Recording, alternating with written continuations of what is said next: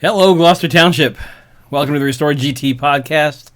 Today we're going to cover the April 24th council meeting. Along with some township news, we had a couple things to add before we get into the recap of the council meeting. We had some exciting post-council meeting news that came out. The first one, first one being the school board approved the budget for this year and did not raise taxes. Yeah, there's a $0 increase, which actually, from a rateable standpoint, actually lowers taxes, which is good. Pete Heinball, one of our friends, we'll call him, colleagues. Hi, Pete. We know you're going to be watching it. He actually made a post that I thought was kind of comical. I guess you want to read it, Joe? I didn't think it was metaphysically possible in New Jersey. I think Trenton permitted such a thing, but it actually happened on Monday at the GT school district budget hearing. The school district adopted its 23-24 budget without raising taxes a single penny and without borrowing a single penny. Yeah, we don't have to get into the whole reading of the whole thing. I would have brought glasses if I'd known that I had to read the screen across the room. Right, yeah, I can't see it either. So, sorry, Pete, but yeah, I mean, if you guys are watching at home, you probably saw it on Gloucester Township Talk or on the Restore GT podcast group. Yeah. There's a group for Restore GT podcast. So, actually, while we're talking about that, subscribe to our channel. If you're not already on it, go to our Restore GT podcast Facebook group and join over there. But we get more views than we do subscribers. So, and we asked people to subscribe every time we do a show. So somebody watches us and they're going, not yet. I'm not going to subscribe yet. I'm not committing to this yet. I don't know that it's worth the money. I know it's $0. It's $0. Just commit. Just commit. You can break up with us whenever you want, but just for now, take us home. Take us home. Yeah, hit the notification buttons. Yeah, but anyway, so it was pretty fun. I just thought that was funny. It's metaphysically impossible in the state of New Jersey. Does Trenton even allow that? But yeah, so that was one thing from that's happened since the last time we met with you guys. Another thing that happened was the Tilted Kilt is no longer, and it is going to be the local goat. Local goat. Goat as in like G.O.A.T, like as in greatest of all time. I guess that's what they're going for. Public house and eatery or grill and public house, I think is what it was. Yeah. So there was something on the council agenda that dealt with this. So the owner of the new local goat was in attendance. So we did get to speak to her for a minute here, but she's also an owner of several other bars in the area, not all necessarily in Gloucester Township, but we wish her luck on that. Yeah, pretty. I just happened to be sitting. We happened to be looking. I think we were discussing the agenda, and she wound up being the person sitting in front of us. Yeah, that just mentioned it. Yeah, and I guess then it wasn't really kind of public knowledge. Since then, she's gone in 42 Freeway, did an interview with her. Yep. So it is the owner of Rax and Acco, and Williamstown is bought the Tilted Kilt, which is a pretty cool story, too, if you go back and follow her history from being a bartender to now owning 3 businesses. So I'm glad to see them come in. It was, I'm not a chain place. So, the kilt was good for UFC fights. That was kind of what a bunch of friends and I would go and watch UFC fights. I think you brought that up to her. You mentioned that. You're like, I go there for the UFC fights.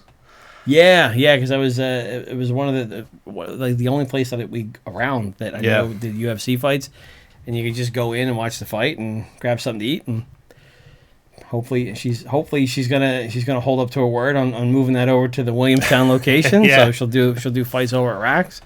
So, but yeah, they said they're going to focus more on the American eatery, focus more on cocktails and food. and less of a bar atmosphere. So I think that means less of a racks type situation, right? Is that what you? Yeah, felt, she wanted this. She wanted this to not be kind of like a sports bar. Right. So I think it's going to be kind of a more of a like an eatery / lounge. It's somebody also called it a lounge. I don't know how lounge and American eatery kind of go together, but she said it's going to be kind of. There's a vision. Just go check it out when it opens up. We don't know what that vision exactly is. A little bit more, a little bit more a little more classy than a bar. She said, but not like expensive kind of classy. So it's a bar that's not a bar, an eatery that's not an eatery. It's also a bar, but not less bar. I'm looking forward to it. I will. We'll figure it out. I'm sure I'll be there. Yeah. As soon as they open up. And so speaking of, you said Mark from 42 Freeway had did an article on this. You also did an article recently on pickleball. That's exactly how I landed on this. I was going through that interview, and I caught something in his next thing was about pickleball, and I thought, well, we've covered pickleball here enough. We have. We are. You guys know about our pickleball courts here in Gloucester Township we're building? The ones with the pedestrian bridge that we don't need a bridge for, but we have a bridge somehow. I don't know how that even works. But additional parking, because apparently we don't have parking for this. But yeah, so Mark did a little clip here. You want to play that? Yeah. Like, what the heck is pickleball? Why do we need pickleball? I wanted to know more about it myself. So I'm here with Charlie of Deptford. You're the... I'm the recreation director, and I also run the pickleball club here in the township. They have a... So that's it. That's all I got, because Charlie, because the first thing that caught me was, I know Charlie. Hey, I know Charlie. He's been at one of our meetings before. Charlie came to our meeting, and Charlie was the guy that said that... Yeah, he was advocating for pickleball. He said if we had places like pickleball here in the township, less people would spend all their time complaining to township. Yeah. And that's where our famous...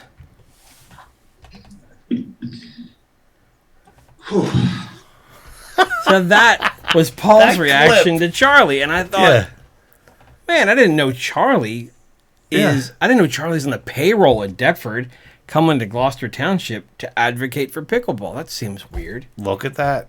I thought Charlie was just a traveling pickleball fan. No, he's on payroll he's on a Deptford. Different township coming here.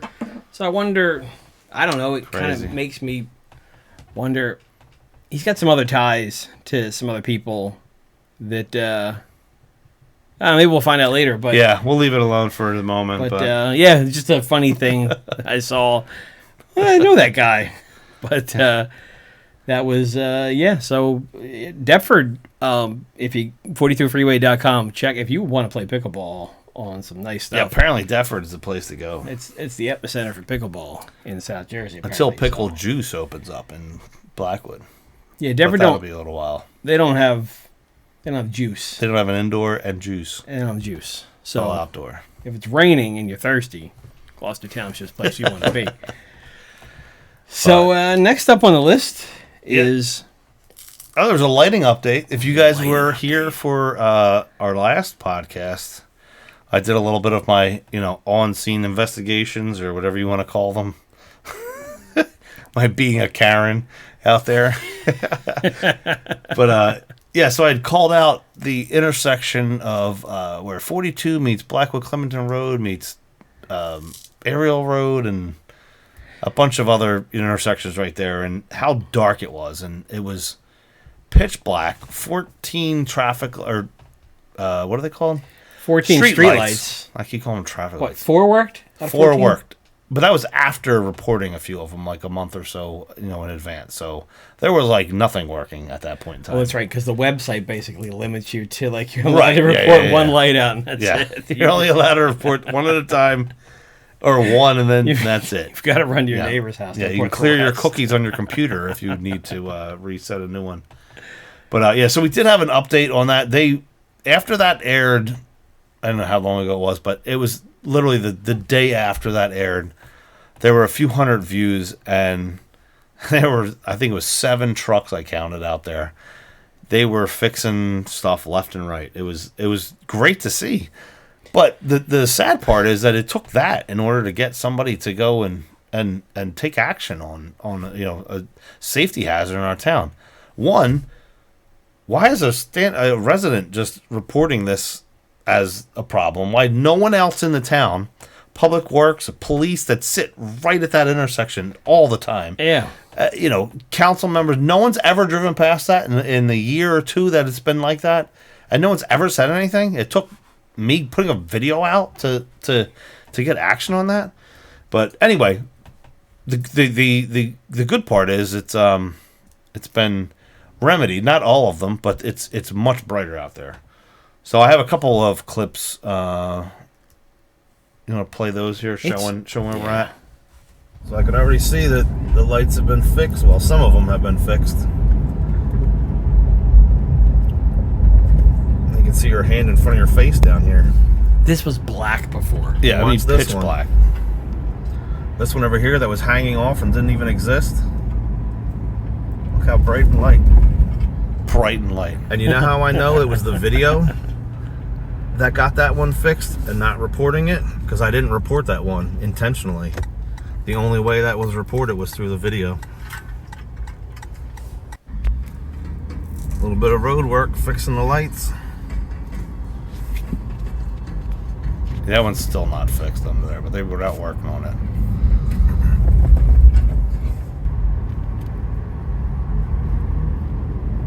Uh-oh, it looks like the weed is This gone. part is amazing.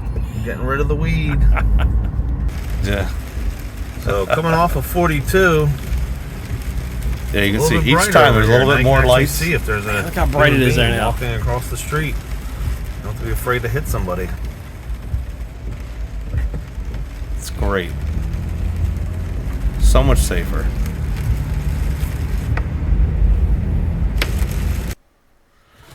Yeah. That's amazing. That is from the first video that you showed with the 4 lights. That was I had no It's idea. pitch black. It's You literally black. could not see anything. It is black and dangerous. And the first thing I thought was, "Wow, that's a lawsuit. Like that's absolutely. going to cost the township money, and in turn, it's going to cost us money." And then to see what it looks like now afterwards, that's They're not even all fixed, and it's night and day difference. No pun intended there. I mean, to think that. The weed, though, I gotta say, the weed, as you saw it there in that video from whatever it was a week or 2 weeks ago, it's literally still in the exact same position. There's a big, huge, The trunk's still there? Yeah, trunk's still there. All the branches that were cut down are still on the ground. No one did anything with it. So they came out of the gates hard, and then they broke their leg on like the first turn of the race. Like There. a 14-year-old weed. Yeah, it's ridiculous. It's just a ridiculous weed. But I mean, in all And seriousness, again, that I think, video there was no tag on that. I didn't report that through a tag. That was the video getting that done. It's disgusting at how long it's been since somebody really took care of underneath there. But anyway, I mean, no one will ever know, but I feel like that could have saved a life there. oh, absolutely, yeah. We talked about the election sign stuff that we did, and I think I was joking with some of the Republicans because we were battling back and forth during 2021, dropping signs there. Yeah. 'Cause it was dangerous right there because it's black. Nobody Yeah. can see you, so you had to run, jam a sign, and run. And now, I mean, It's very light. You can see it. you could cross through there if you needed to. Yeah, but I don't think people realize how many people use that underneath of that path there. There's underneath the bridge. Use that path under the bridge there. From the neighborhood, there's the school is right there. Yeah. I mean, there's always somebody walking along there, and it's ridiculous how dark it was. But anyway, we've moved on. We've progressed. Thank you for somebody getting that that done. But it's unfortunate that it took a video from 2 guys that are out here just trying to make the town better. I blame you for the amount of money that I've spent in cameras now because you've inspired me.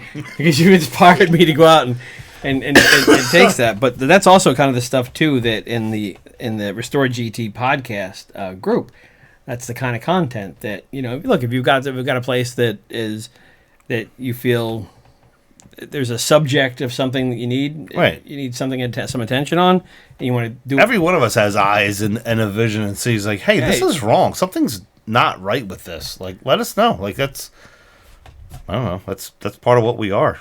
Join the group. Yeah, join the group. Share it along, and hey, if it's topic worthy, we'll make it a topic, and we'll see. Yeah, I mean the unfortunate part about it is we come across or we look as if we're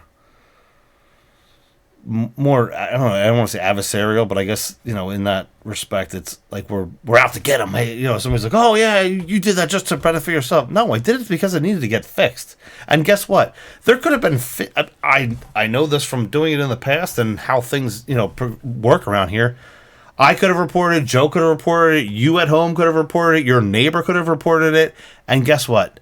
Nothing gets done until there's some kind of light shed on something, no pun intended, that something actually happens. I mean, and that's one of the things that I had a clip pulled up here. I don't know did the if you pulled it or not, Joe, but there's a lot of us, and there's only so many of those elected officials that are out there. We outnumber them, and we can make changes by being vocal, being just out there and using our voices and using our what we have. I think Joe's pulling up the clip here, but I had something that was an interesting. What do you got there? I don't know if this is gonna work. But let's. It works for us, but I don't know if they're gonna hear it at home. 5,001. Those are the odds against us. 5,000 people to every one officer of the law. You know how we keep order with those odds? Because they believe we're more powerful than we are. We project strength, and the people believe in that strength. So when we sit outside a place like this for weeks on end, waiting for them to tire, we look weak in front of the rest of the whole world. And every angry asshole with a bomb kit starts getting ideas. This is more than a situation now, Gary. Yeah, but that's basically it. We always talk about how they, I don't want to say suppress us, but they definitely gaslight us and they do whatever. But we as a people out here in the public, we outnumber them drastically, and doing things like that and bringing things to light sheds light on how bad of a job that they're doing and will actually affect change. So it's not necessarily being adversarial. It's working towards change, if that's what it takes in order to get somebody to actually do something, rather than sitting there thinking that they're almighty, all powerful, or whatever else. Guess what? You serve us, the people. That's what you were elected to do. And that's what we would want in the newly elected people that we're going to, hopefully, elect in the upcoming election. It's ridiculous that we can sit here and everyone complain about. I'm getting off on a whole topic here, but everybody wants to complain, but we can do things if we actually all join forces and move forward to affect change. It's our town. It is our town. It's our town. I mean, that's.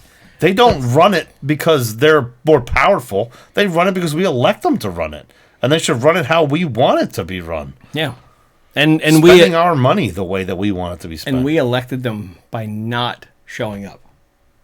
Exactly. That's exactly what you're 100% that isn't, right. And I was talking to somebody earlier in the week, and I said, I wish out of the 50,000 voters that I would not have a problem if 40,000 came out and voted for them and 10,000 voted you're 100% right. Us or anybody that we supported.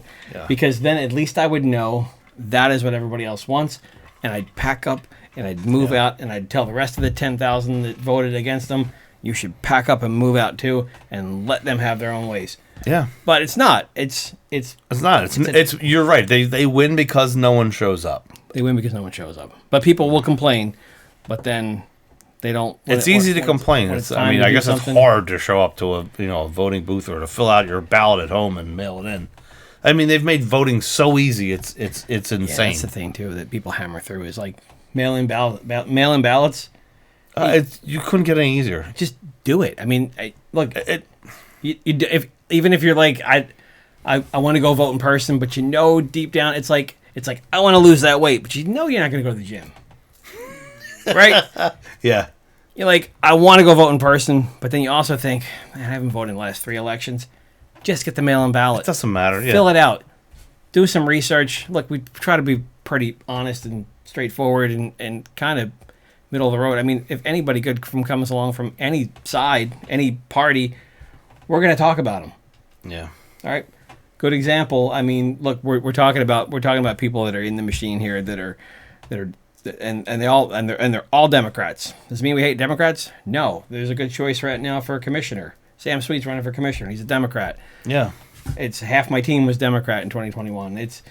We're going to give you the information that we can so that you can vote properly. So that's it for your township news and I'm already spent. And your early rants. Good night, everyone. Thanks, Gloucester Township. So April 24th was our last council meeting. Yep. This coming Monday is our next council meeting, but to kick off the April 24th council meeting recap. Well, we started off with a nonprofit organization got to have a whole ceremony ahead of time, which I'm not going to get into. It's a whole other topic that I don't think is on this agenda here, and we have any clips of, but I have opinions. But either way, we started that off with the scholarship committee, which is great. Provided I think it was 40 students from the area, which I guess there are residents here, but they could go to Pulse the Sixth or yes, Camden County Technical School, Triton, Highland. So there was a Timber Creek, I think, too. There was a bunch of different schools that were available or eligible because the students were from Gloucester Township. So that was about a 45-minute or so. Was that about 45 minutes, an hour or so? It was, yeah. It was like a lottery, basically. Everyone's name was put in a lottery. We did 40 students, 10 alternates. Yeah, so then for students that don't actually go to college, there were 10 alternates pulled. So a bunch of names. I think there was only one that was in the audience that actually got pulled, but everybody else, I guess, was alerted following the meeting. So every time they do a ceremony, I'm like, oh, there's a good topic on here right now. It's a ceremony. I'm like, man, I thought people were fired up for once. Nah, they're just there for the ceremony. Yeah, but after that, we went into a private session. I guess what do they say? They have a resolution every time for that, basically on the agenda in case they need to go into that to discuss things that can't be discussed in public, which are things like employee lawsuits, employee meals. But we'll get into that a little bit more later on. Yeah, that's definitely going to come up later again too. Yeah, but. So after the 45 minutes, at least during the 45 minutes, we got to learn about the local goat. So yeah, that's when we talked to the woman from the local goat. I can't remember her name. Do you remember her name? I won't be on the spot. Alicia. Let's move on. Alicia, you're yes. right. I think that's what it is. Alicia. Yeah. And then once we hit some questions, there was questions about E-Gov. And if you remember, E-Gov has been a topic now for probably the last 2 episodes at least. We talked about E-Gov quite a bit.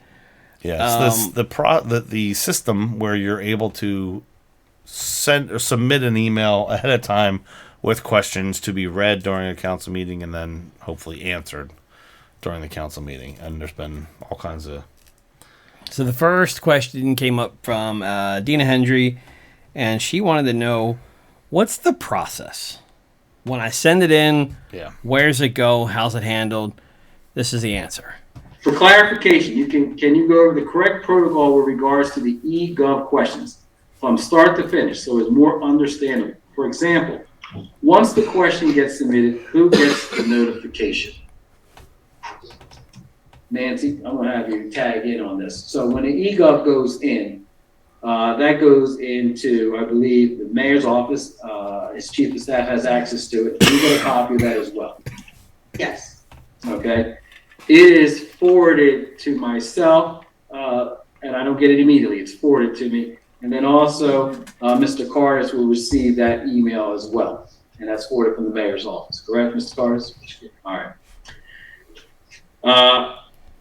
Does it go to an email address, the mayor's office? If so, whose email? The mayor's office. Does the question then go to council or just the president? Is that disseminated? Do you just disseminate it to me, Nancy, or is council? Yes. It just goes to me, but then council has a copy of that E-Gov question on the dais during the meeting. Does the mayor also get a copy? I would assume so, but I don't want to make that assumption, but his chief of staff does receive that. Once read at the meeting, does the E-Gov question get filed with the answer? There are responses at times to it. I don't know if it's filed. Nancy, is any follow-up, or is it filed as E-Gov? As long as it's answered, no, it goes in with the meeting. Okay. The actual printout goes in with the meeting and it's in the minutes. If a question misses the cutoff, is it then read at the next meeting? We tried to read that. We missed a few. If a question is asked and an answer cannot be provided because of the needing to do more research, what is the appropriate amount of time that an answer would be given? I would say by the next council. 4 years. Denise Coyne's only been asking 3 years, so it's got to be 4 years. So it's got to be like a 4-year process then. What did you point out before to me earlier when Nancy, it was a 2-part question? Does it go here or here? And she goes, yes. And that was acceptable. Yes. Oh, and he's like, thank oh, you. yes, it's over to here. Gotcha. So he knew I guess he knew the answer. The answer was yes. The answer was yes. What a joke. So anyway, yeah. So that's the process for E-Gov. Now the E-Gov, for years, I guess, has been if you've got a question, agenda comes out about Thursday generally. If you've got a question, you read through the agenda. You've got a question, or if you just have a general question at all, as long as that question is in by 7 p.m. on the day of the council meeting. Council meetings are usually on Monday. Right, that's what the website stated. It was 7 p.m. So that has been changed as of January. It was not updated on the website until this week, or on the week of the 24th. Now it will be noon. So if you've got an E-Gov question, you want it read on that Monday night's meeting, it's got to be in before noon on the Monday of the council meeting. Which I agree with, because it gives them at least some kind of time to address, the question. However, the point has been brought up, and I don't disagree with it. The township's closed on Fridays, so you put up the council agenda on Thursday night to sit there with no one to be able to answer a question. If you were to just simply call the township, or stop in, or send an email and get somebody to respond back to you with the answer, you don't have anyone available to answer the question. So your only choice is to then submit an E-Gov question, which maybe the question can't be answered because you didn't get it in by noon. Maybe you were waiting until Monday. Maybe you were going to call Monday to get an answer. They didn't have the answer, so now you have to go. Either way, whatever. It's just it's. Yeah, I mean, I never thought it was fair that they would get a question at 6:30, and then at 7:30 they were the expert on it. Yeah. Considering, I know, I'll finish my day up. I work from home. I finish my day up at 5. I get dinner, and then I go out to the meeting. Like, I wouldn't have had time to research that if it were me. So I get it. Noon is noon's fine. We probably could have made it like 3 or something like that. But I guess, all right, whatever. Noon it is. Now 7 would be that would be premium services if we were able to. Oh, if you could answer put it in by 7, and at 7:30 you actually had an answer. Premium. That is premium. Yeah. So we talk a lot about premium, and they talk about us talking about it being premium. They don't. So let's talk about premium. Go ahead. What is a premium service? We've done this multiple times, I feel like, on this. Premium Services answer actually prompted me to go out to all those parks and do those park tours. Really? Premium parks. That's a premium. Okay. So somebody posed that question. Yeah. Define our premium services. This also leads to my next question. Lastly, what is premium services? So there was a reporter about maybe 5 or 6 years ago that asked me in the corner here about things happening in town. And I talked about him. I said, well, I believe that we provide premium services here in our township. And people love that statement, and they often mention it over and over again.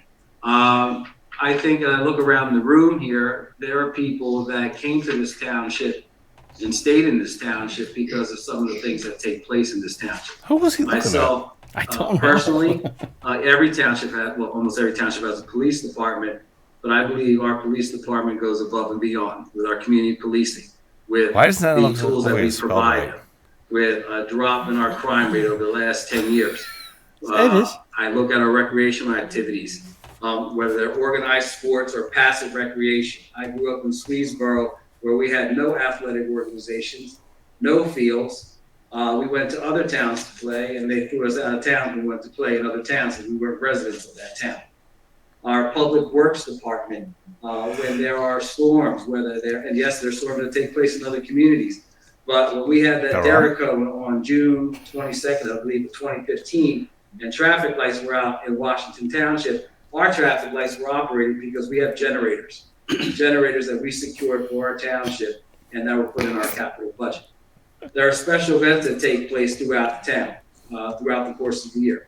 Tonight, we had the Gloucester Township Scholarship Committee. Yes, it is a nonprofit organization. Taxpayers fund nonprofit organization. The Gloucester Township Day, and all the money goes to scholarships, but how is that supported?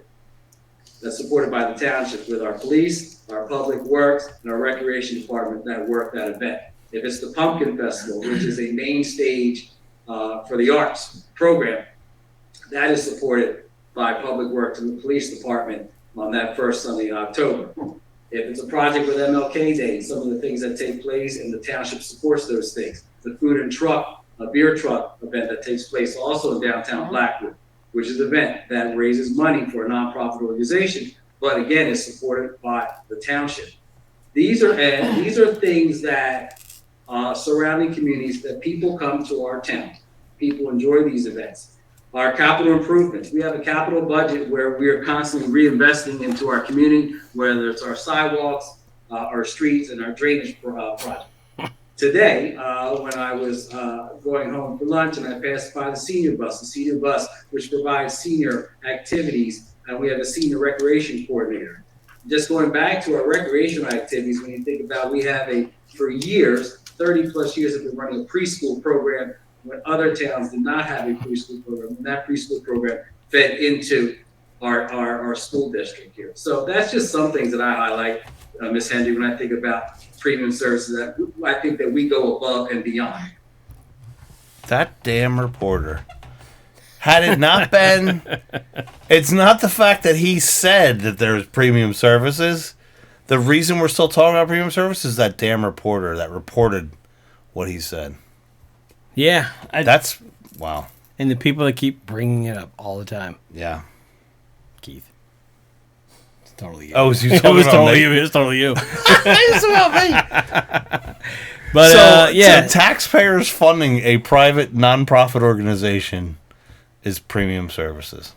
Did you know that? That's why people come here. That is a new one. That's why people come here, and they come here because they feel safe because they don't have police in their towns. And their town also doesn't have a capital budget. Yeah, no capital budgets. Premium. You know what? Our capital budgets, they make sure that there are no 14-year-old weeds on the side of the road. Oh, yeah. Good sidewalks. Nice that would be roads. the public works department that we're boasting about. There's a lot of things we just talked about that Yeah. just aren't premium when it comes down to it. It's a shame when you actually talk about it and actually look at it. I did. Is it? Or are we just saying it is and then telling people you didn't see what you thought you saw? I did start looking at surrounding towns, too, to find out if they had, like, senior buses. They all do. Yeah, they do. And they also have events in town. Yeah, there's plenty that are plenty of events run by the town, not private organizations who profit off of that, even though they're called a nonprofit. I think people always associate that a nonprofit doesn't make money. Nonprofits absolutely make money. So I mean, not every one of them. I shouldn't say that. They have the ability to. You could actually put all your money back into, the scholarships or whatnot, and I believe that they do that. However, it doesn't mean that taxpayers need to fund the cost of police or whatever else it is that are doing, handing out flyers for the food truck and beer festival, and using that to say, oh yeah, people from other towns come to their, oh yeah, people from other towns go to Philadelphia to go watch the Eagles. So is that something that the taxpayers or is that a private? I don't know. It's a whole. Yeah. He brought schools into it too, didn't he? He brought pre-K, preschool into the council. Somehow does that. What was the other one? Oh, generators. So when a storm is so bad it knocks power out, guess what? Our lights work. Yeah, okay. So if we didn't allow the police to work for the nonprofit organizations and just us front the money for them to go do that, maybe they could be out there policing the traffic lights that's out instead of the generators that are in town, which other towns are doing.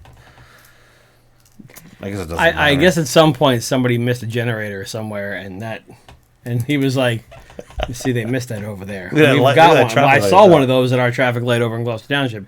That's why we're premium." How many storms do we have that knock out generators? That's like 25. I want to move to that town because when a storm is so bad that I need to leave my house during that such life-threatening storm that knock power out, I want the light to be green, red, and yellow. I need it to be. Yeah. At least instead of looking both ways and going across the street. My taxes are worth another $1,000 a year because of that. What I gathered from this kidding? Is that we are premium because we are not Swedesboro 25 years ago.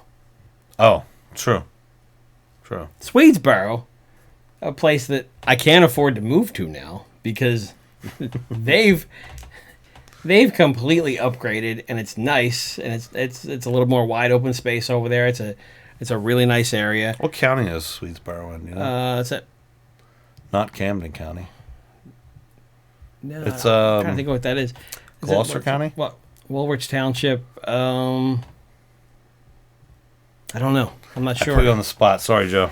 Yeah, I'm not sure what that is. It is, but yeah, it's nice down there. It's nice down there. It's a lot more wide open. They've got sports down there now. So they have parks? They've got parks. They've got awesome. They have everything. 25 years ago was a little bit They different. have police?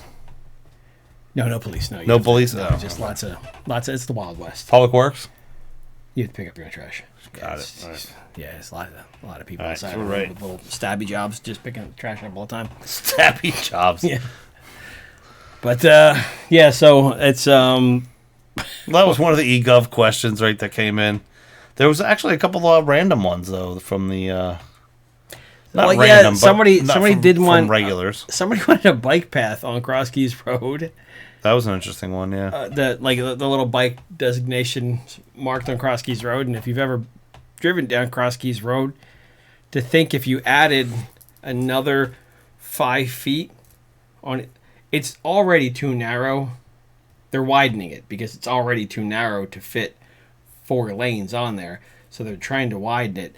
There's barely going to be enough room for 4 cars across. Somebody wanted a bike lane in there, and that's probably just not a safe place to ride. I'm no traffic engineer. I don't pretend to be, but I do know I've read studies about that, like 2-lane road things being brought down to 1-lane roads and adding bike paths on there, that it actually does not inhibit traffic and doesn't make it worse. You know what I mean? If you were to add that on there. Mainly, the study I was reading had a lot to do with shore towns. So I don't know. I mean, the traffic speed limit is a lot lower on those roads than Cross Keys Road. You're talking about is what 110 miles an hour? Is that what it is? Or are we down to 65 or what's that? I feel like Cross Keys Road is so painfully slow Right. But And it's still 2 lanes each side, right? So it's still 4 lane. in front of because it's I guess at it stops halfway through the vocational school is when it goes back down to 2 lanes, but then it opens up to 4 lanes all the way up to the Pike, up to the Black Horse Pike. Yeah. But I don't know, it always feels like I think it's a 45 or a 50 there. Okay. But I just feel like we do 35 on that road. I don't know why. It always feels really slow to me. Yeah. Well, either way, somebody suggested it. I think it was shot down pretty. I think there's sidewalks easily. there too. I think there's a decent amount of sidewalks that you can ride on. I don't know. But and then another comment came in that somebody wanted to know why the township was stopping Verizon from bringing Fios in. And this is something Oh my God, people love complaining about this. This was the thing that would have won a campaign 2 years ago, knocking on doors with people, and they said that mayor. If you lied to people, is that what you yeah, mean? I could have lied to people, easily could have lied to people, and probably gotten elected. But people would say we got to get rid of that mayor because he brings Comcast in here, and he doesn't allow Verizon to come in. And we would have to say, look, we've done the research. Verizon stopped on their own. Yeah. They has like nothing to do with the nationwide. mayor. They slowed down the Fios, and that's why it stopped. It wasn't that they got the Gloucester Township. It is strange when you look at the map of all the surrounding places that have Fios, and then we don't. But there are places in Gloucester Township. Yeah. The mayor's development actually has Fios, but it has nothing to do with. Believe me, I've talked to everybody. You wish it did, because you could have ran on it, but Yes. it is a private industry issue where they've agreed, Comcast wasn't going into their territory and Fios wasn't going in there, or whatever the case was, but it has nothing to do with the mayor. So stop. I would love Fios here. Better upload speeds. I'd love it, but I couldn't care less. I couldn't care less. But other people. Well, you really got to are work into from it. home and do a podcast in your house too, and then it matters. So, I've called. I've called. I've gone to like trade shows where they're there, and I'm like, look, you got to come here, and I get my address, and they go, yeah, we're not over there. Yeah, there's I'm no not reason. going to be either. So Yeah, so get used to it. none of that happening. Not the township's fault. No. You know what's not going to be their fault also? If someone not misgenders. What is it called? If they misidentify a restaurant or a fast food restaurant. Yeah, this is What is going on? Restaurant and a restaurant fast food is. As I explained earlier to Ms. Smithman, a restaurant's a public eating facility where food and drink are prepared. People are sitting at booths, counters, and tables, and that food is served and consumed within the building. A restaurant for a fast food is one that has a public eating facility which has a carry-out window, a drive-through facility, or no indoor seating consumption. Yeah, so there's something going on that we needed to define that. I don't know what, but we will find out sooner or later. Yeah, These are the kind of things that just get kind of slid in, and you're like, oh, no biggie. We're going to redefine what a diner is, or a restaurant, or whatever it was, a fast food joint. And then, like, 2 weeks from now, we'll be like, what? You gotta be kidding me. Yeah. We're going to be, it costs us now $1 million to do this because we just let you redefine what a restaurant is or whatever. We don't know what it is. Who knows?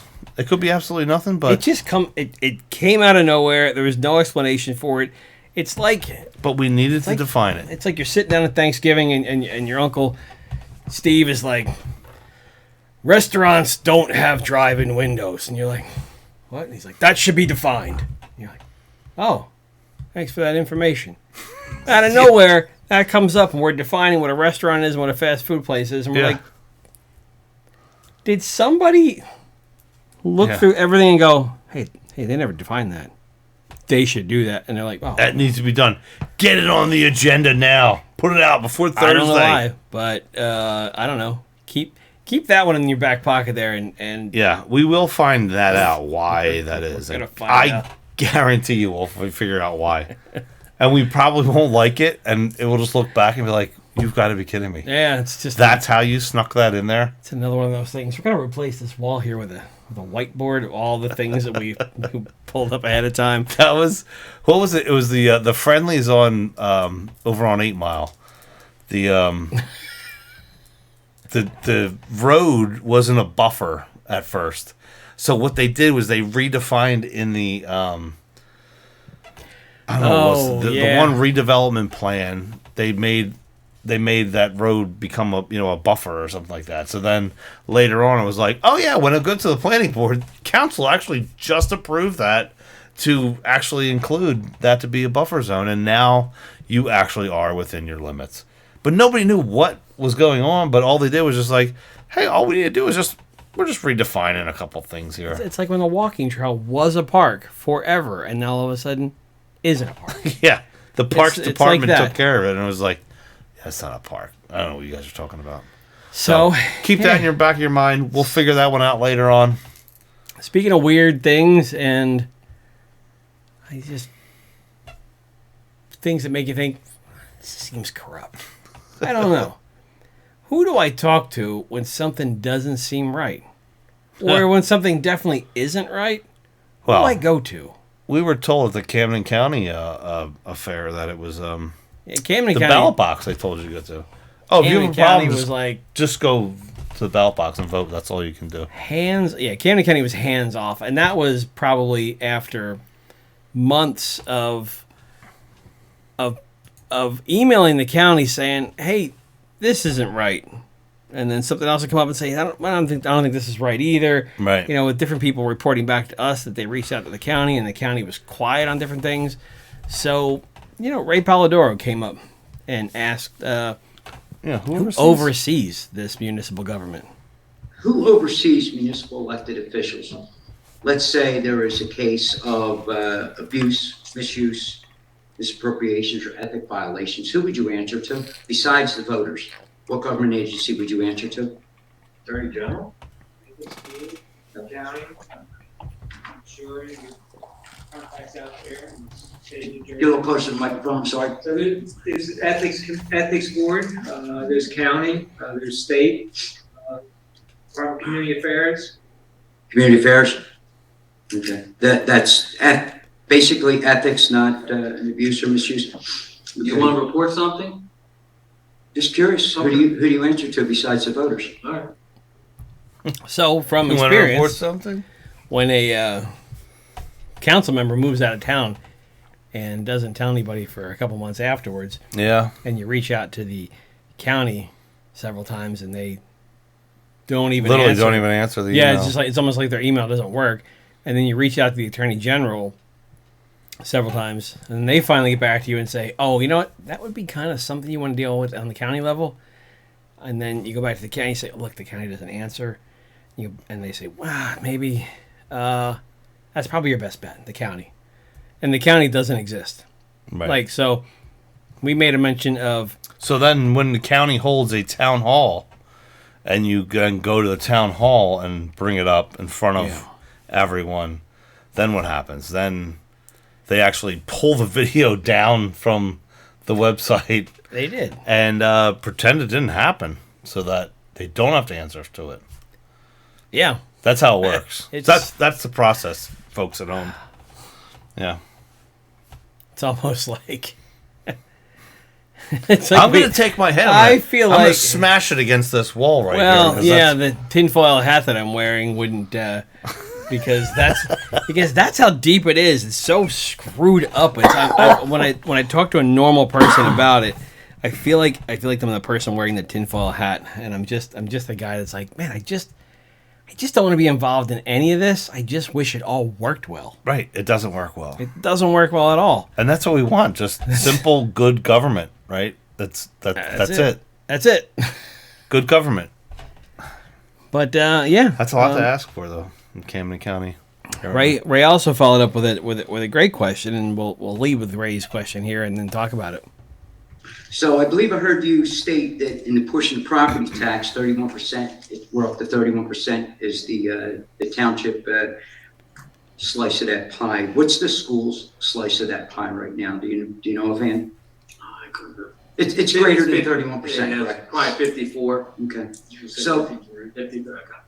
All right. So in the township's generosity to hand out tax abatements to any and all people to come here, because basically you've labeled the township as a whole in need of rehabilitation, which makes us sound like we're not an up-and-coming or well-built town if we're in need of rehabilitation throughout the town. But abatements are handed out pretty well.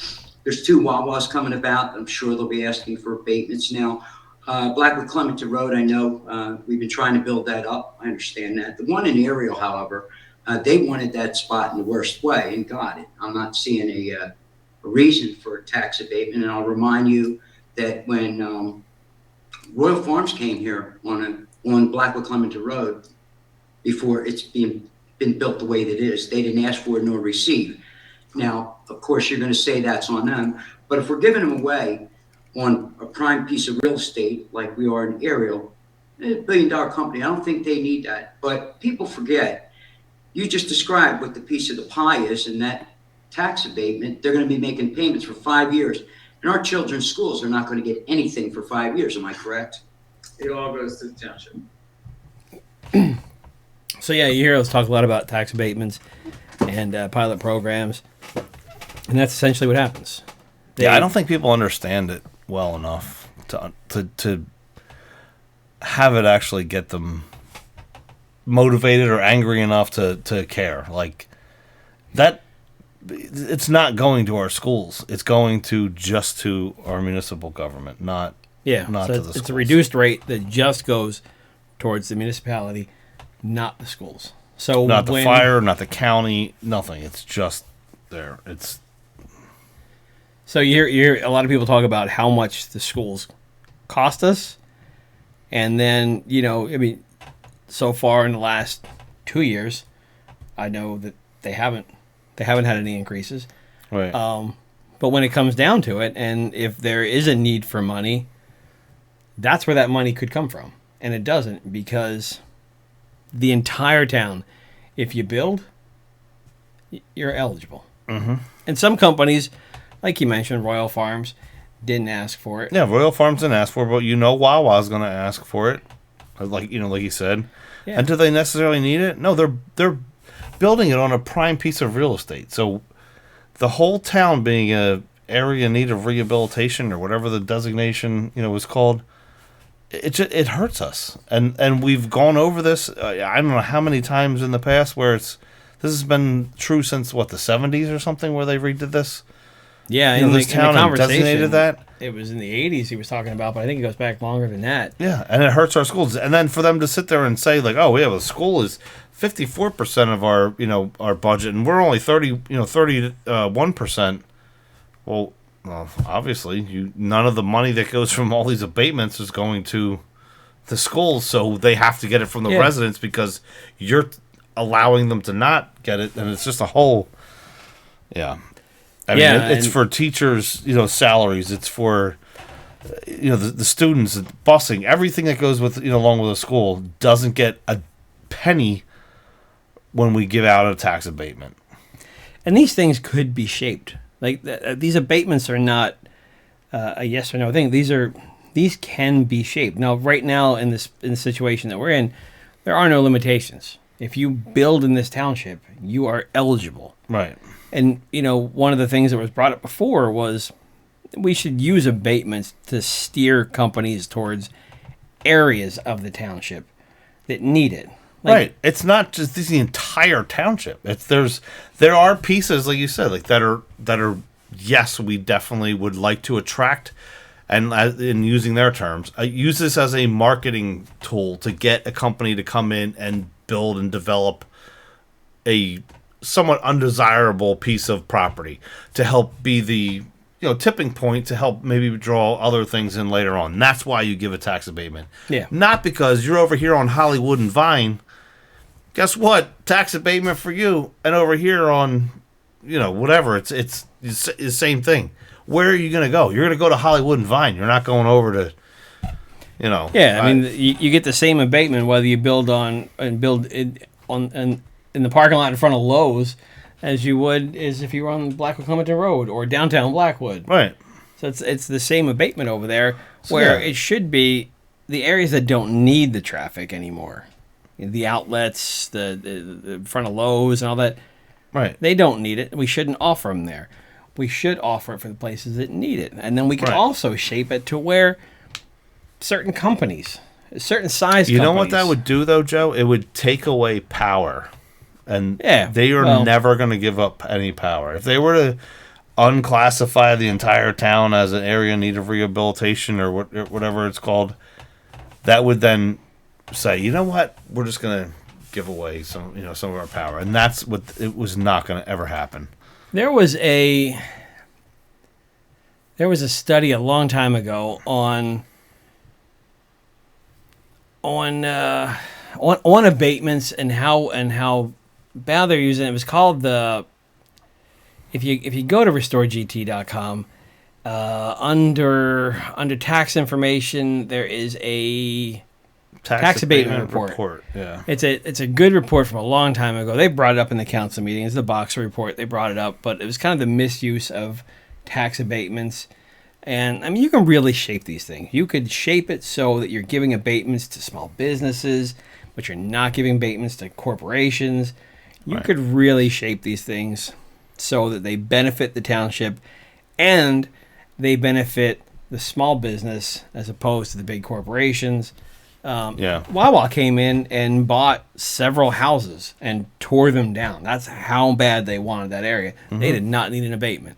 No. So, but they got one. So I don't know. It's just, it's because you can't not give it to them because of the designation that you have the entire town in. So because you can't give it to them now, if you say no, then they end up suing you, and you're gonna have cost more. You have to give it to them because you haven't defined it. Right. It's lazy government and power hungry government. So that's where we are with the abatements. It's going to be a campaign thing for, I would imagine, a long time. Yeah, I would hope it is. I'd hope somebody does something about it. I know it was something that we focused on in 2021. I know it was something the Republican team focused on in 2021. Again, I don't think people understand the impact of it and what it actually does. Right. Some people just think, they're coming in, they're not going to pay their share. Well, they're paying the township, but they're not paying the schools. And that's where 54% of our money's going. So, I like it. I like it because I like it because you could use it to shape the way the township starts to come together. You start filling in those. When you say, I have a plan for downtown Blackwood. Really, what's your plan? You're going to have the same tax abatement as you're going to give over at Hollywood and Vine. And, okay. Guess where I'm going to go? I'm going to go over there. So, screw your plan. Yeah. It's ridiculous. So, you're not going to get anybody else to sign on it. Oh, you have a black box theater over there? Oh, how can I get in on that? Oh, the government-run arts district? Okay. Yeah. Very artsy. All right, let's move on to the next topic here. So I can't remember. This was in person. Dean Hendry came up and asked about the one of our favorite topics, Councilwoman Stubbs. You're always lampooning her. I know. I'm such a lampooner. I don't even. Yeah, but she brought up something in the New Jersey Revised Statutes, Title 40A.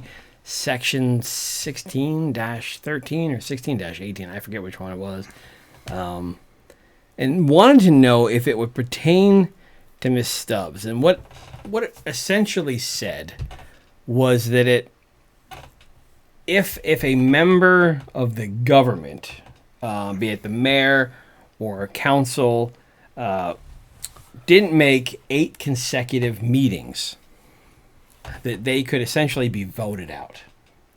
And that's by the members of the same board or whatever that they're on, correct? So, but it wasn't clear, and the argument came up against it. It was a long clip, and we didn't want to play the whole thing.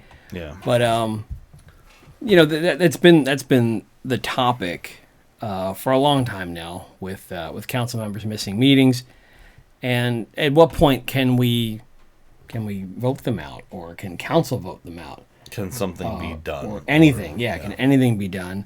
So there was talk of a judicial process to do it. But we're kind of in a unique situation in Gloucester Township because we don't follow the traditional form of government in Gloucester Township. We follow what is called the Faulkner Act, and it's Plan B of the Faulkner Act, and the structure is a strong mayor. So we have a mayor and 7 council. That doesn't quite fall into the traditional statutes.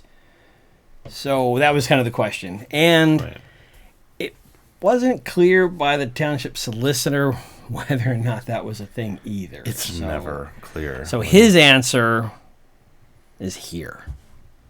Mr. Carver, you want to add? Yeah, I mean, I'm familiar with 48-16-13 that was referred to. There's a lot of judicial process that takes place when there's an action brought for that. When someone is not here, there's a comment that a person is ill, or there are all reasons why. But if there's a fault of desire, I'm just not attending any longer, or no issue, then I think there's a judicial process, not just you're out. Both council, it has to be a judicial process. But if the individual has reasons, that judicial process as an elected official will not succeed. And I think that's what some of the comments that we talked about at prior meetings when the question came up about Mrs. Stubbs and why she's not here. I've looked at it because the questions come up obviously many times. There's not a judicial process that's been initiated. It can be initiated by public. Oh my God. Recall. There could be a lot of reasons that someone could initiate an action against a council person or mayor. More strongly against a mayor in that form of government, when the mayor is required to attend. We're a different form of Faulkner Act type. I'm very disappointed. I'm getting word salad here, and I don't even have dressing.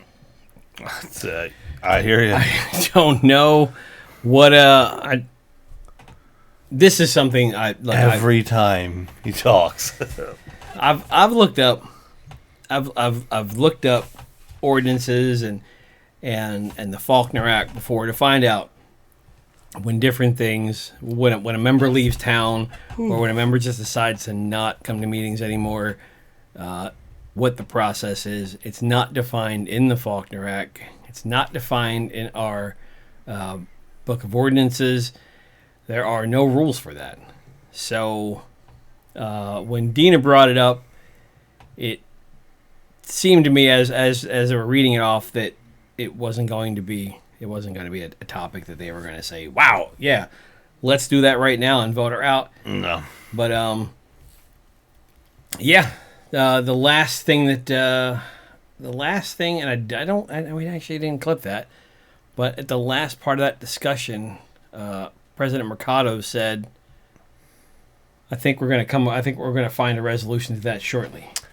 He did, I think, and then in a future clip we're going to have that played. But yeah, it was basically said like, I don't think he thanked her for bringing it up, but I think it was just as she was walking away, said something along the lines of, I think we'll have a resolution to that fairly soon.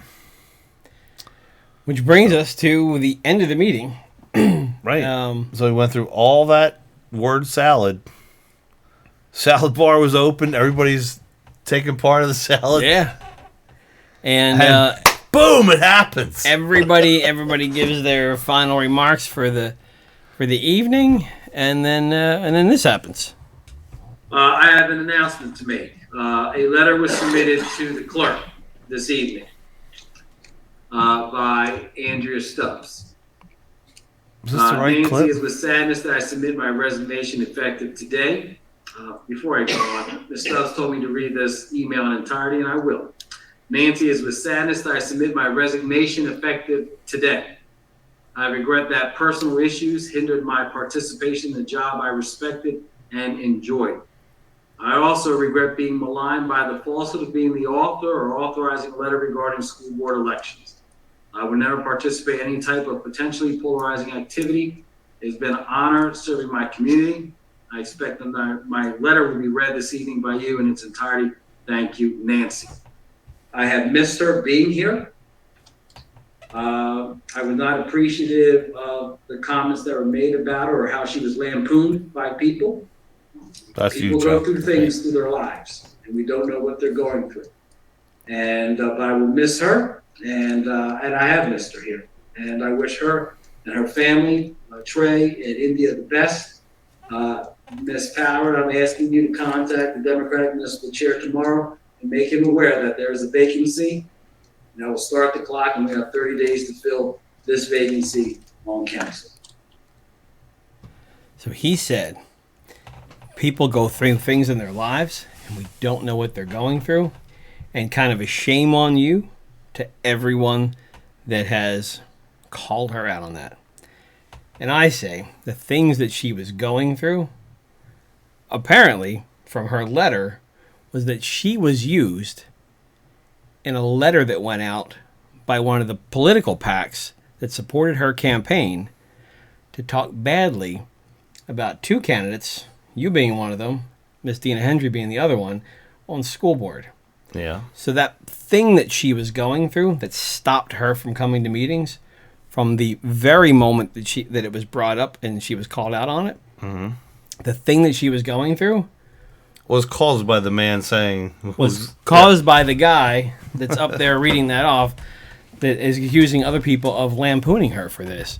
Oh, so that's what happened, folks. So allegedly, you're not I'd say. Call it like it is. Like a, You can't call it like it is. Well, allegedly, that's what happened. I mean, that's what it sounds like happens here. She says that she has no part in doing that.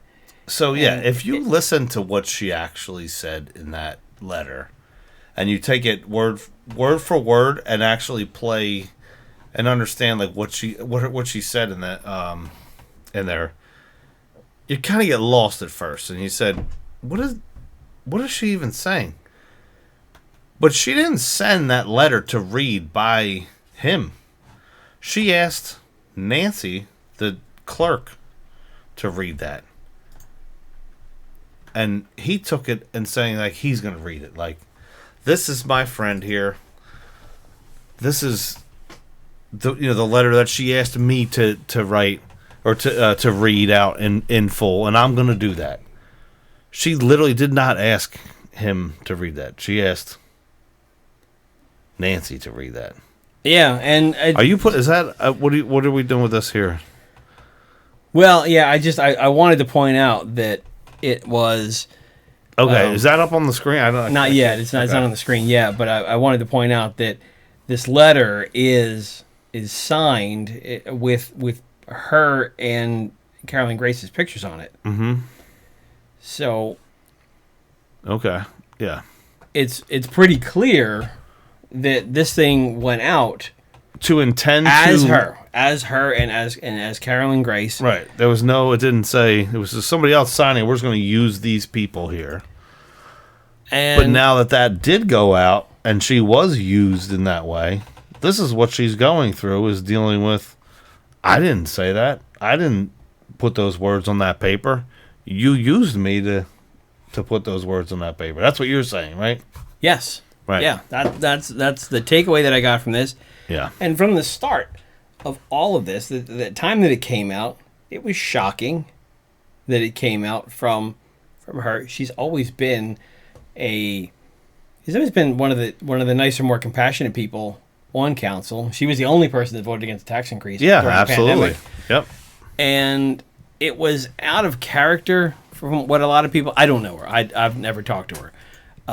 But a lot of people said that it was that's out of character. Yeah. But it seems like from this letter she was used. Well, and I think that's, I mean, from the get-go, for the people that know her or know of her or know people who know her, know that was not her that wrote that. letter and was used by that pact to put that letter out just as a smear. And I would be just like her. I would be pissed off if they used me to do that. I didn't agree to this. I didn't do, so I could see where she's coming from, on that side. Yeah, so I never for 1 minute, as being one of the people who were in that attack letter, never thought that it was her as one of the people that wrote it. Now, Carolyn Grace, I did approach about it because there was times when I did actually go up, and she said that she did write that, or said, what did the letter say? Okay, it said that I wrote that, then I did write that. So for her to defend the pack who did put that out can only lead me to believe her telling me straight to my face, yes, I wrote that, without saying the words, yes, I wrote that. Is she intimidated too, though? Right. I can tell she's playing the political game, that went along with that. And I don't think Mr. Stubbs wanted anything to do with that thing. You can go back, we have the date, we could put on here, of the date of when she learned of this pact, and you can watch the council president sitting there talking to her for quite a long time on video, and then she literally did not say another word until she bolted out of that council meeting, never to be seen again. And to your point, that's what she was going through. So I don't want to hear either that it was something else. It was obviously, and I don't want to hear from him how righteous he is and talking down to people that supposedly were lampooning her, when this was him and his people that did this. Yeah, this is what they did to her, and the PAC that sent this thing out, the PAC is owned and run by Mr. Carlemere, his wife. A solicitor, the township solicitor, his wife guy. She's the one that runs the PAC that sent that letter out. So it's likely, if Carolyn Grace didn't write it. I don't know that that's on paper. I don't know that. I mean, I don't know if that's 100% true that she is. I know people have said that she's the chair of that PAC, but I don't know that we know that really for sure. Yeah, I think we've gone through this before. It was the same PAC that did the Sweep the Creep campaign. Yeah. I'm just clarifying. I don't know that to be 100% true, to be able to sit here and allow that to be said. You know what I mean? Dug through a lot, so yeah. I know that people have said that his wife was the chair. Yeah.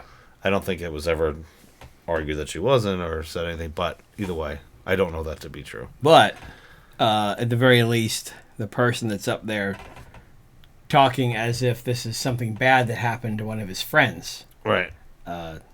He's the one responsible for it. Him and the folks that are going to pay for his Well, I don't campaign. know that he is himself, honestly. Like, is he a puppet too? Is that his PAC? If we're saying it was, I don't know exactly how a PAC This is the machine works. discussion. Right. This is a machine discussion. You're right. This is the money that powers it all, and right. you've got to play to be a part of the machine. Otherwise, you're out there on your own. Yeah, I get that. So that's. I'll stop. But I'm just saying it wasn't. Yeah. You can't. In all fairness, pin that on one. It's not necessarily one person. Well, one it's person. not him. It's a PAC that's it's a group of people, basically. You know what I mean? Yeah, he's the president. But you can't gaslight us and say that you're the one that's up there like, all these people lampooning her, when literally she didn't write that letter to you and you read it. Here, play. Where's the next clip? Here, we have a timeline. So if we go through the timeline of that particular night. Miss Stubbs had sent the letter in. Yeah, so... And if we pause it, I don't know if we can pause it. It'll be up for a few seconds. But you can see that it was written not to the council president. It was written to Nancy Power, who's the clerk. Yeah, I'll pause it. And it says that I'm hoping you read it. But if you listen to his words, he says, she asked me to read this. No, she did not ask you to read that. She asked Nancy to read that. Because to your point is where... You're saying he's part of this whole problem. because from if we follow back in time and look at the video clips of it, he was the one that, from what it appeared, seemed to break the news to her like, hey, listen, there's going to be some stuff going on tonight. People are going to be pretty pissed off at you because this is what you did. You wrote a letter. It's probably unfair to blame him for the letter, but I think it is fair enough to blame him for not sticking up for her. Okay, I'll take that. Because that was the day that she and Miss Grace were called out. That was a pretty rough day. Mm-hmm. There was a lot of tension in there. If you remember, Hutchinson was going a lot of crazy tension about saying we no more political events in here, and I imagine our next council meeting is going to be pretty political. I feel like people are going to bring it up. You think? So I do. I think they are. But check out the timeline, because the timeline. Now remember, the meeting starts at 7:30, and we did the ceremony where we gave out scholarships for half hour, 45 minutes. Yeah. And then we did the closed door session, and then for another 45 minutes or so. So check out the timeline. Yes. So this is the letter that was sent in, and it was sent in at 7:34 p.m. to Nancy Power. She didn't CC anyone else on it. She literally sent it strictly straight to the clerk. So, and this is what he read in full. But on here you can see it says, Nancy, as with sadness. And then it says that expect that my letter will be read this evening by you, meaning Nancy, in its entirety. Thank you, Nancy. Madam Clerk, Madam roll call. Mr. Hutchinson? He is running late. Ms. Grace? Here. Mrs. Albright Troxel? Here. Mrs. Stubbs? She will not be in attendance this evening. Mrs. Winters? We have a resolution on the agenda to go in closed session. We have 6 items to discuss workers' comp issues that may take up to about 45 minutes. So in this time here, it's at 8:02. At 8:02, when they're going into this closed session meeting here, the only thing that he just said there was they were going to discuss 6 workman's comp issues, and that's it. So from what I understand, they're only allowed to discuss 6 workers' comp issues, and this is at 8:02. Yeah, in the Open Public Meetings Act. Right. That's where it talks about. So I entertain a motion for resolution 2304-100. Unfortunately, this seat has been vacant because Ms. Stubbs has not been here. I just wanted to let you guys know, in the event that you were not aware, there is something there so therefore you guys can be a full working board that you all deserve. So I thank you for your time. Thank you very much. I think we'll have a resolution very shortly on this. I have an announcement to make. A letter was submitted to the clerk this evening by Andrea Stubbs. Nancy, is with sadness that I submit my resignation effective today. Before I go on, Ms. Stubbs told me to read this email in entirety, and I will. she told Nancy, is with not you. sadness that I submit my resignation effective today. I regret that personal issues hindered my participation in the job I respected and enjoyed. I also regret being maligned by the falsehood of being the author or authorizing a letter regarding school board elections. I would never participate in any type of potentially polarizing activity. It's been an honor serving my community. I expect that my letter will be read this evening by you in its entirety. Thank you, Nancy. So yeah, I just realized in that takeaway at 7:32 during attendance, it was a different answer than either she's ill or just no answer at all. It was she will not be in attendance. So I kind of feel like it was maybe talked about before the meeting, and then Maybe, I don't know. it was I don't know. It's It could have just been a generic, I don't know that she's sick, I don't know that she's coming, or what, I don't, it could have just been a generic. But it was known ahead of time that she was not coming. And then a few minutes later, she sends the email after it starts. They go into the executive session, or whatever you call that, closed door session, wherever the resolution is called. Again, from what I understand, they need to tell you what they're going in to discuss. So the question comes back to at what point in time did that come up? If the email was sent that same day, how did Orlando get that email?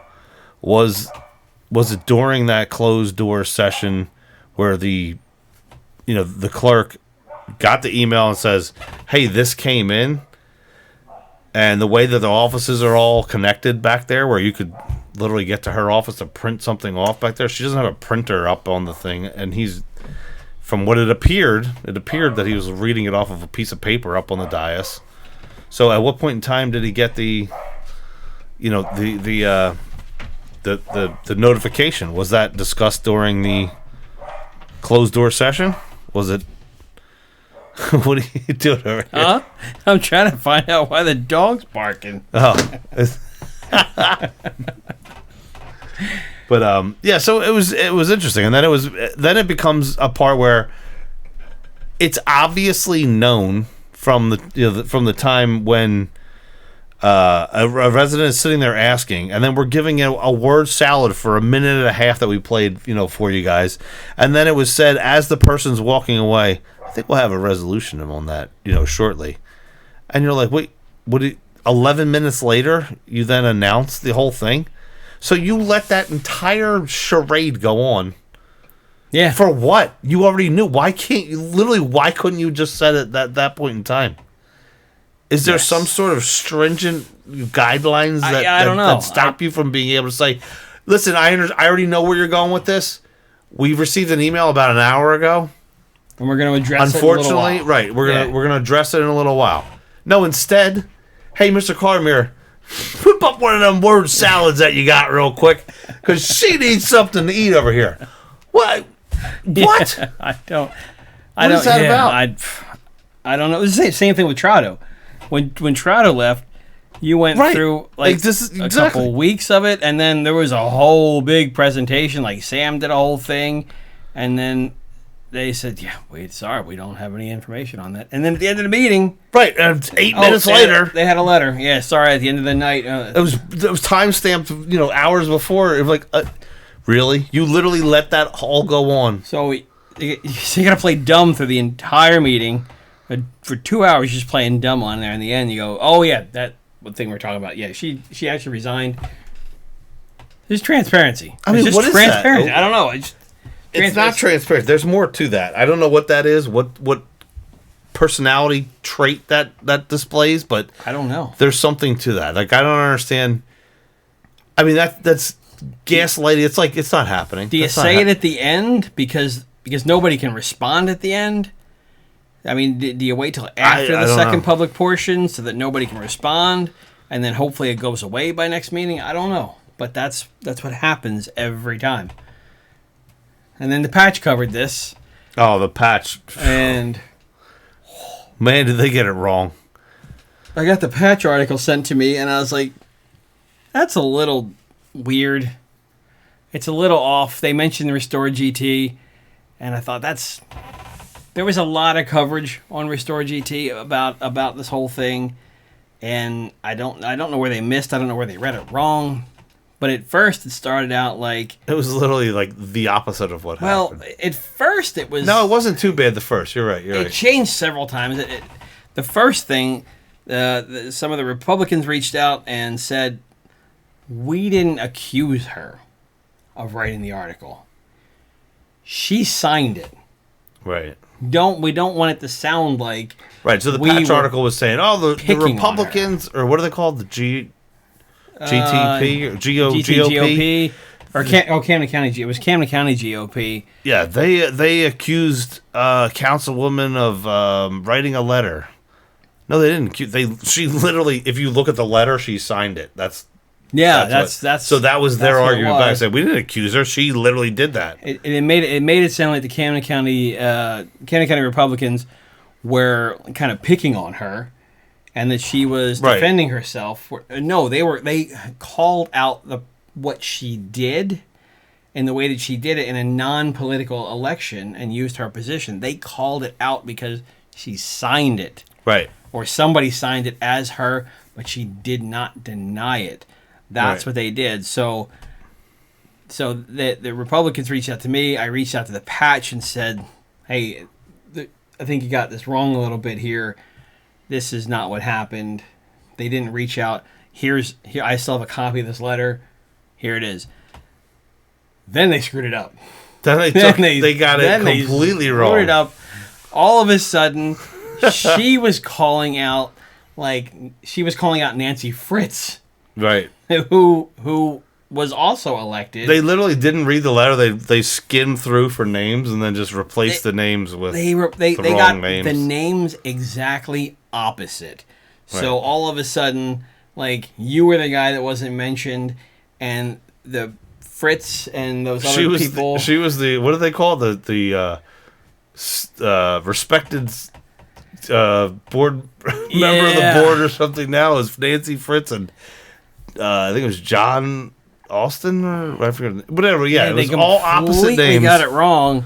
You're like, all right, we're just throwing our hands up because. And then, so then it wasn't the Republicans contacting me; it was like everybody else. Right. And they were like, they got this. Have you talked to these people? And I was like, look, I did mention to them that they got it wrong with the Republican thing, and they switched it, and they're like, it was totally wrong now. And then I think I shot the guy an email back, and I was like, look, can you possibly get on the phone? And the guy was busy, and the patch was busy. The patch was busy. They write, I don't know, they write one article every 2 weeks. Yeah. They were busy. But the third version of the letter, I thought, really didn't say anything, but I was like, all right, as long as it's not telling the wrong story, it doesn't even have to tell a story anymore at this point. I just make it go away. But the patch has always kind of been patch is a funny thing. Propaganda rag? Because the patch is kind of like, everybody says, the patch doesn't cover anything. And then when you finally get one person from the patch that says, hey, I'm new here, that sounds like a really interesting story. And you know when you're talking to them, telling them the story, that they're going to wind up in, like, New Mexico next week. Right, they're going to be fired or relocated to they're going to be relocated a whole somewhere state. else. And it happens every single time. Yeah.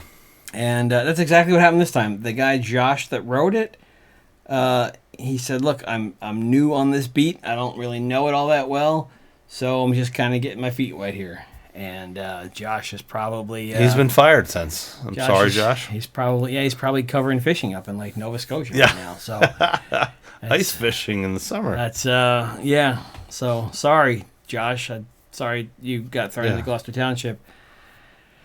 But... that was pretty much it. That was the last 2 weeks in Gloucester Township.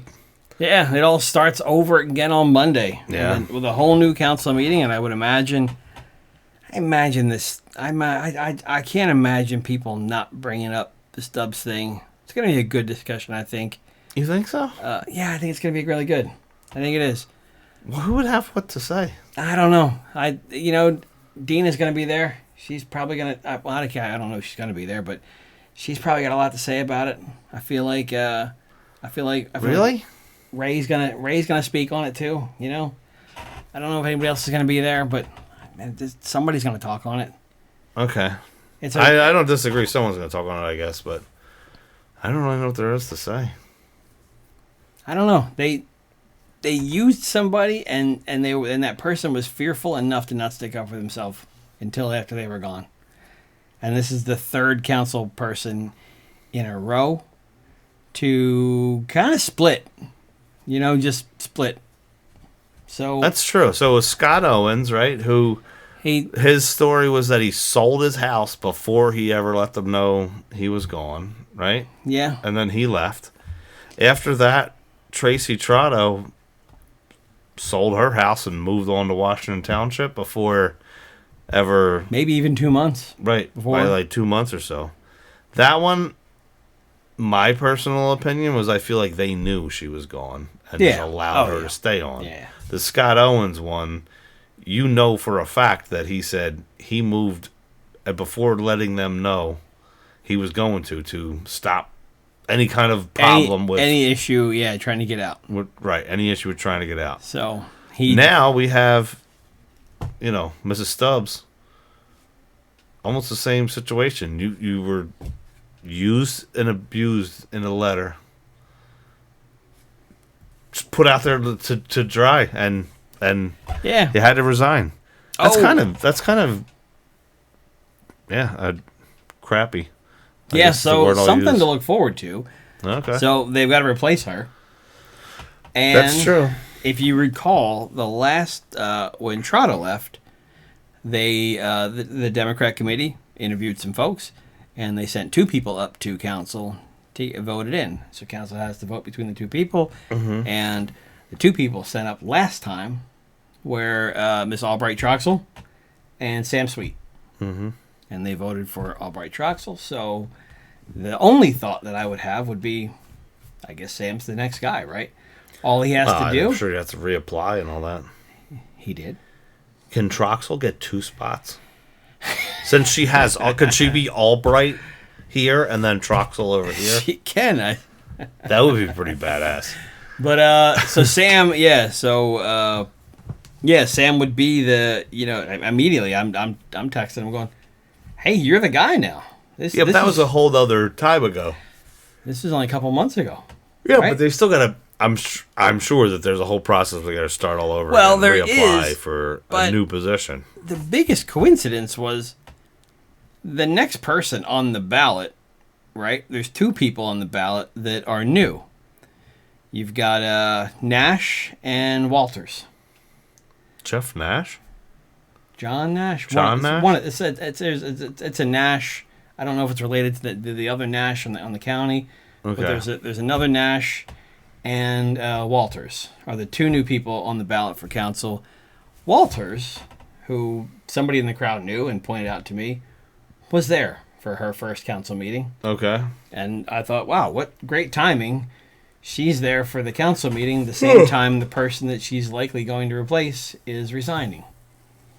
So, she was eyeing up the seat, so they could potentially take one of the 2 people who are now currently running. Yes.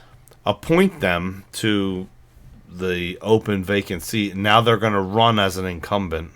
Yes. So, will they get the benefits of running as an incumbent? You think? No, I don't think so. I don't think there's any good benefit, but you get to put her in now early, and she kind of gets. You don't know if it's the Nash or that one, but you're saying because she was there, you're thinking. Yeah, I'm thinking because she was there. I've been to every meeting just about for the last several years. I know who's around the room. She was new, so coincidence. Do you know that what really was her, or are you just? Yeah. Several people brought it up. A few people, I guess, know her through the schools. She works at the schools. So I did text Sam and say, I know you're probably the guy that makes sense, but I can already tell you who they're going to pick. So, and then I said that in the article that I wrote that look, we all know that she's the pick. Right. If she's not the pick, then Nash is going to be the pick. But the pick, to me, would be the last guy that they put up that didn't get it. So, yeah, it should be Sam. It would be. That's not going to happen. We know that. You know what the interesting thing would be? What? Is if they picked Sam. The question would be, would they take somebody off the ballot then to run Sam again? They wouldn't. Are you kidding me? Right, but you think? But think about it. If they did that, then I would run against Sam. Okay, it'd be pretty crazy, right? That's. Or I gotta go. Yeah, but yeah, this just is nuts. Something to think about. We predict the future pretty well here, so yeah, that's restaurant. Remember, or drive-through. Which one is it? Or fast food? We'll learn that later on, guys. Yeah. So we are an hour and 35 minutes in. Oh my goodness, man, it's a long one. We lost so many people an hour and 30 minutes ago. Yeah. So, 29 minutes ago. Thanks for tuning in, folks. Remember to subscribe. If you didn't subscribe at the beginning, like we asked, do it now. Just do it now. Just take us home. Yep. And we will. All right. we'll probably get together See you after later. the next meeting, probably next week, hopefully next week, maybe not, if not the week after, and we will As soon as we can. we'll chat with you all then. Thanks for tuning in, folks. Take See ya. care.